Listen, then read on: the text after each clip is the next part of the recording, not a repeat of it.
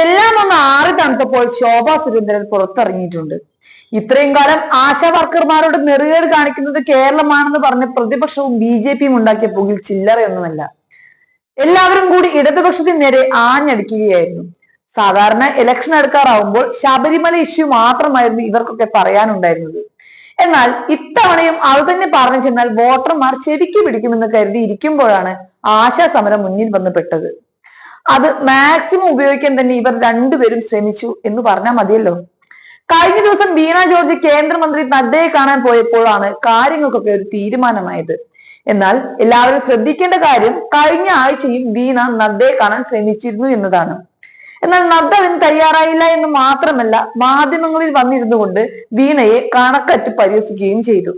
അങ്ങനെ ഒടുക്കം ജനത്തിന് മനസ്സിലായി ആശന്മാരോട് കാണിക്കുന്ന നെറുകേടിന് പുറകിൽ പിണറായി സർക്കാരല്ല, മോദി ഗവൺമെന്റ് ആണെന്ന്.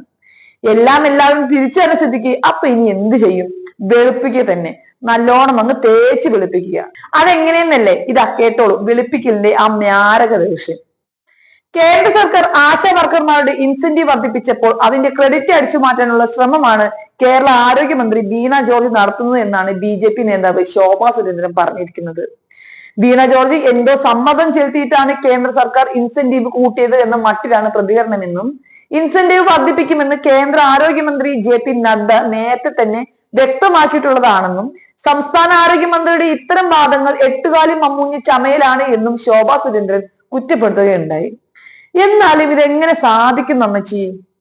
സംസ്ഥാന സർക്കാർ ചെയ്യേണ്ടത് ആശമാരുടെ ഓണറേറിയം വർദ്ധിപ്പിക്കലാണ് എന്നാണ് ശോഭാ സുരേന്ദ്രന്റെ വാദം. ഓണറേറിയം വർദ്ധിപ്പിക്കുക എന്നത് സംസ്ഥാനത്തിന്റെ കടമയാണ്. അതിന് കേന്ദ്രമന്ത്രിയുമായി ചർച്ച നടത്തേണ്ട ആവശ്യമൊന്നുമില്ല. എന്നാൽ അത് ചെയ്യാതെ കേന്ദ്രം വർദ്ധിപ്പിച്ച ഇൻസെന്റീവിന്റെ ക്രെഡിറ്റ് അടിച്ചു മാറ്റാൻ ശ്രമിക്കുന്നത് മനുഷ്യത്വ വിരുദ്ധമാണ് എന്നും ശോഭാ സുരേന്ദ്രൻ കുറ്റപ്പെടുത്തുന്നുണ്ട്.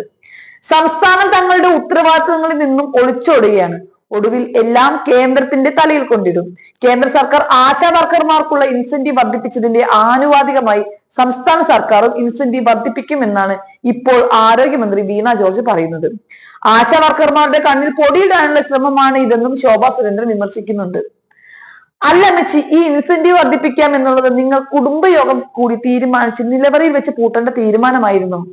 ഇക്കണ്ട ദിവസം അത്രയും ഈ ആശമാർ ഇങ്ങനെ കിടന്ന് പുകിലുണ്ടാക്കിയിട്ടും അപ്പോഴൊക്കെ സമരപ്പന്തലിൽ പോയി എഴുതിയിൽ എണ്ണ ഒഴിക്കുന്നതിന് പകരം ഒരിക്കൽ പോലും ഇതെല്ലാം പറഞ്ഞ് അവരെ സമാധാനിപ്പിക്കുന്നത് എന്താ? അതിലൊരു ത്രില്ലില്ലല്ലേ? എന്തായാലും ഇതിങ്ങനെ പോട്ടെ, നമുക്ക് കാവിലെ പാട്ട് മത്സരത്തിന് കാണാം.